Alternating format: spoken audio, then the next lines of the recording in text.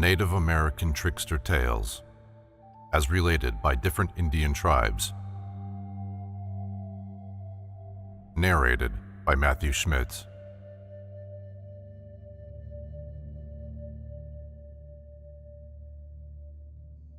The Great Spirit names the animal people. How Coyote came by his powers. The Great Spirit called all his people together from all over the earth. There was to be a change. He would give names to the people, and the animal world was to rule. The naming was to begin at the break of day, each one having the right to choose his or her name according to who came first to the Spirit Chief's lodge. The Spirit Chief would also give each one their duty to perform in the changed conditions. It was the night before the new world. Excitement was among the people. Each one desired a great name of note. All wished to be awake and first at the lodge of the Great Spirit Chief. Everyone wanted power to rule some tribe, some kingdom of the animal world. Coyote was of a degraded nature, a vulgar type of life. He was an imitator of everything that he saw or heard. When he asked a question, when he asked for information and it was given him, he would always say, "I knew that before. I did not have to be told." That was Coyote's way. He was hated by all the people for his ways. No one liked him. He boasted too much about his wisdom, about everything. Coyote went among the anxious people, bragging to everyone how early he was going to rise, how he would be the first one at the Spirit Chief's lodge. He bragged of the great name he would choose. He said, "I will have 3 big names to select from. There is Grizzly Bear, who will be ruler over all running 4-footed animals. Eagle, who will lead all the flying birds. Salmon, who will be chief over all the fish of every kind." Coyote's twin brother, who took the name of Fox, said to him, "Do not be too sure. Maybe no one will be given his choice of names. Maybe you will have to retain your own name, Coyote. Because it is a degraded name, no one among the tribes will want to take it." Coyote went to his teepee in anger. He determined not to sleep that night. He would remain awake so as to be the first at the Spirit Chief's lodge for the name he wanted. Coyote's wife, afterwards Mole, sat on her feet at the side of the doorway. She looked up at Coyote and said in a disappointed tone, "Have you no food for the children? They are starving. I can find no roots to dig." "Yeah," grunted Coyote sarcastically. He answered his wife, "I am no common person to be spoken to in that fashion by a mere woman. Do you know that I am going to be a great chief at daybreak tomorrow? I shall be Grizzly Bear. I will devour my enemies with ease. I will take other men's wives. I will need you no longer. You are growing too old, too ugly to be the wife of a great warrior, of a big chief as I will be." Coyote ordered his wife to gather plenty of wood for the teepee fire where he would sit without sleep all night. Half of the night passed. Coyote grew sleepy. His eyes would close however hard he tried to keep them open. Then he thought what to do. He took 2 small sticks and braced his eyelids apart. He must not sleep. But before Coyote knew it, he was fast asleep. He was awakened by his wife, Mole, when she returned from the Spirit Chief's lodge when the sun was high in the morning sky. Coyote jumped up from where he lay. He hurried to the lodge of the Great Spirit. Nobody was there, and Coyote thought that he was first. He went into the lodge and spoke, "I am going to be Grizzly Bear." The chief answered, "Grizzly Bear was taken at daybreak." Coyote said, "Then I shall be called Eagle." The chief answered Coyote, "Eagle has chosen his name. He flew away long ago." Coyote then said, "I think that I will be called Salmon." The Spirit Chief informed Coyote, "Salmon has also been taken. All the names have been used except your own, Coyote. No one wished to steal your name from you." Poor Coyote's knees grew weak. He sank down by the fire in that great teepee. The heart of the spirit chief was touched when he saw the lowered head of Coyote, the mischief maker. After a silence, the chief spoke. "You are Coyote. You are the hated among all the tribes, among all the people. I have chosen you from among all others to make you sleep, to go to the land of the dream visions. I make a purpose for you, a big work for you to do before another change comes to the people. You are to be father for all the tribes, for all the new kind of people who are to come. Because you are so hated, degraded, and despised, you will be known as the trick person. You will have power to change yourself into anything, any object you wish when in danger or distress. There are man-eating monsters on the earth who are destroying the people. The tribes cannot increase and grow as I wish. These monsters must all be vanquished before the new people come. This is your work to do. I give you powers to kill these monsters. I have given your twin brother, Fox, power to help you, to restore you to life should you be killed. Your bones may be scattered, but if there is one hair left on your body, Fox can bring you back to life. Now go, despised Coyote, begin the work laid out for your trail. Do good for the benefit of your people." Thus, Coyote of the animal people was sent about the earth to fight and destroy the people-devouring monsters, to prepare the land for the coming of the new people, the Indians. Coyote's eyes grew slant from the effects of the sticks with which he had braced them open that night when waiting for the dawn of the name-giving day. From this, the Indians have inherited their slightly slant eyes as descendants from Coyote. Manobozo and the Helldiver. While Manobozo was once walking along a lake shore, tired and hungry, he observed a long, narrow sandbar which extended far out into the water, around which were myriads of waterfowl. So Manobozo decided to have a feast. He had with him only his medicine bag, so he entered the brush and hung it upon a tree, now called Manobozo tree, and procured a quantity of bark which he rolled into a bundle and placing it upon his back, returned to the shore, where he pretended to pass slowly by in sight of the birds. Some of the swans and ducks, however, recognizing Manobozo and becoming frightened, moved away from the shore. One of the swans called out, "Oh, Manobozo, where are you going?" To this, Manobozo replied, "I'm going to have a song. As you may see, I have all my songs with me." Manobozo then called out to the birds, "Come to me, my brothers, and let us sing and dance." The birds assented and returned to the shore. Then all retreated a short distance away from the lake to an open space where they might dance. Manobozo removed the bundle of bark from his back and placed it on the ground, got out his singing sticks, and said to the birds, "Now, all of you dance around me as I drum. Sing as loudly as you can and keep your eyes closed. The first one to open his eyes will forever have them red and sore." Manobozo began to beat time upon his bundle of bark, while the birds, with eyes closed, circled around him singing as loudly as they could. Keeping time with one hand, Manobozo suddenly grasped the neck of a swan, which he broke, but before he had killed the bird it screamed out, whereupon Manobozo said, "That's right, brothers, sing as loudly as you can." Soon another swan fell a victim, then a goose, and so on until the number of birds was greatly reduced. Then the Helldiver, opening his eyes to see why there was less singing than at first, and beholding Manobozo and the heap of victims, cried out, "Manobozo is killing us! Manobozo is killing us!"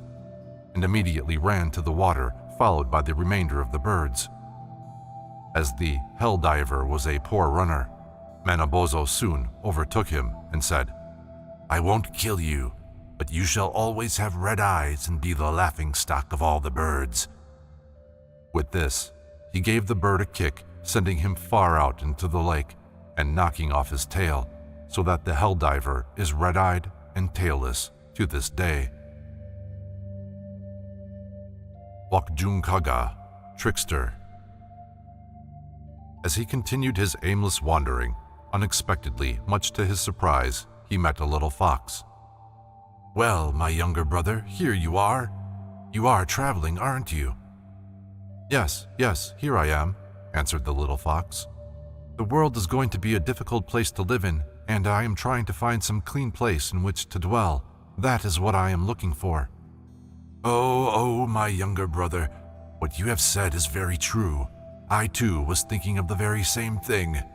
I have always wanted to have a companion, so let us live together." Trickster consented, and so they went on to look for a place in which to dwell. As they ran along, they encountered a jay. Well, my younger brother, what are you doing?" asked Trickster. "Older brother, I am looking for a place to live in because the world is soon going to be a difficult place in which to dwell." "We are looking for the very same thing. When I heard my younger brother speaking of this, I envied him very much. So let us live together, for we also are hunting for such a place." Thus spoke Trickster.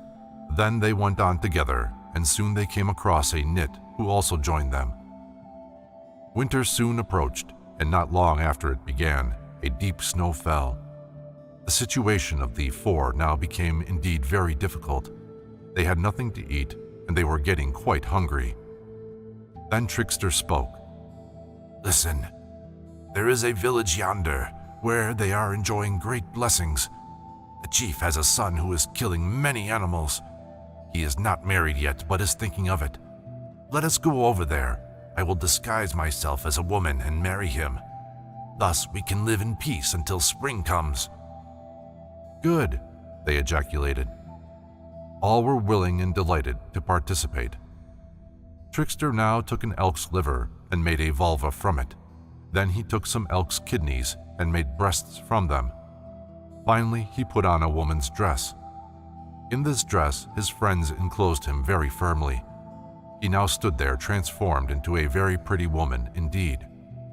Then he let the fox have intercourse with him and make him pregnant, then the jaybird, and finally the nit. After that, he proceeded toward the village. Now, at the edge of the village lived an old woman, and she immediately addressed him, saying, "My granddaughter, what is your purpose in traveling around like this? Certainly it is with some object in view that you are traveling." Then the old woman went outside and shouted, "Ho, ho! There is someone here who has come to court the chief's son." This, at least, is what the old woman seemed to be saying. Then the chief said to his daughters, "Oh, this clearly is what this woman wants and is the reason for her coming. So, my daughters, go and bring your sister-in-law here." Then they went after her. She certainly was a very handsome woman. The chief's son liked her very much. Immediately, they prepared dried corn for her and they boiled split bear ribs. That was why Trickster was getting married, of course. When this food was ready, they put it in a dish, cooled it, and placed it in front of Trickster. He devoured it at once. There, she, Trickster, remained. Not long after Trickster became pregnant, the chief's son was very happy about the fact that he was to become a father. Not long after that, Trickster gave birth to a boy. Then again he became pregnant and gave birth to another boy. Finally, for the third time he became pregnant and gave birth to a third boy. The last child cried as soon as it was born, and nothing could stop it. The crying became very serious, and so it was decided to send for an old woman who had the reputation of being able to pacify children. She came, but she, likewise, could not pacify him. Finally, the little child cried out and sang, "If I only could play with a little piece of white cloud." They went in search of a shaman, for it was the chief's son who was asking for this, and consequently, no matter what the cost, it had to be obtained. All tried very hard, and finally they made it snow. Then, when the snow was quite deep, they gave him a piece of snow to play with, and he stopped crying. After a while, he again cried out and sang, "If I could only play with a piece of blue sky." Then they tried to obtain a piece of blue sky for him. Very hard they tried, but were not able to obtain any. In the spring of the year, however, they gave him a piece of blue grass, and he stopped crying. After a while, he began to cry again. This time, he asked for some blue-green leaves. Then the fourth time, he asked for some roasting ears. They gave him green leaves and roasting ears of corn, and he stopped crying. One day later, as they were steaming corn, the chief's wife teased her sister-in-law. She chased her around the pit where they were steaming corn. Finally, the chief's son's wife, Trickster, jumped over the pit and she dropped something very rotten. The people shouted at her, "It is Trickster!" The men were all ashamed, especially the chief's son. The animals who had been with Trickster, the fox, the jaybird, and the nit, all of them now ran away. The origin of eternal death. Coyote had a wife and 2 children, and so had Eagle. Both families lived together. Eagle's wife and children died, and a few days later Coyote experienced the same misfortune. As the latter wept, his companion said, "Do not mourn. That will not bring your wife back. Make ready your moccasins, and we will go somewhere." So the two prepared for a long journey and set out westward. After 4 days, they were close to the ocean. On one side of a body of water, they saw houses. Coyote called across, "Come with a boat." "Never mind, stop calling," bade Eagle. He produced an elderberry stalk, made a flute, put the end into the water, and whistled. Soon they saw 2 persons come out of a house, walk to the water's edge, and enter a canoe. Said Eagle, "Do not look at those people when they land." The boat drew near, but a few yards from the shore it stopped, and Eagle told his friend to close his eyes. He then took Coyote by the arm and leaped to the boat. The 2 persons paddled back, and when they stopped a short distance from the other side, Eagle again cautioned Coyote to close his eyes, and then leaped ashore with him. They went to the village where there were many houses, but no people were in sight. Everything was still as death. There was a very large underground house into which they went. In it was found an old woman sitting with her face to the wall, and lying on the floor on the other side of the room was the moon. They sat down near the wall. "Coyote," whispered Eagle, "watch that woman and see what she does when the sun goes down." Just before the sun set, they heard a voice outside calling, "Get up! Hurry! The sun is going down, and it will soon be night. Hurry, hurry!" Coyote and Eagle still sat in a corner of the chamber watching the old woman. People began to enter, many hundreds of them, men, women, and children. Coyote, as he watched, saw Eagle's wife and 2 daughters among them, and soon afterward, his own family. When the room was filled, Nikshiamshasht, the old woman, cried, "Are all in?" Then she turned about, and from a squatting posture she jumped forward, then again and again, 5 times in all, until she alighted in a small pit beside the moon. This she raised and swallowed, and at once it was pitch dark. The people wandered about hither and thither, crowding and jostling, unable to see. About daylight, a voice from outside cried, "Nikshiamshasht! All get through!" The old woman then disgorged the moon and laid it back in its place on the floor. All the people filed out, and the woman, Eagle, and Coyote were once more alone. "Now, Coyote," said Eagle, "could you do that?" "Yes, I can do that," he said. They went out, and Coyote, at Eagle's direction, made a box of boards as large as he could carry, and put into it leaves from every kind of tree and blades from every kind of grass.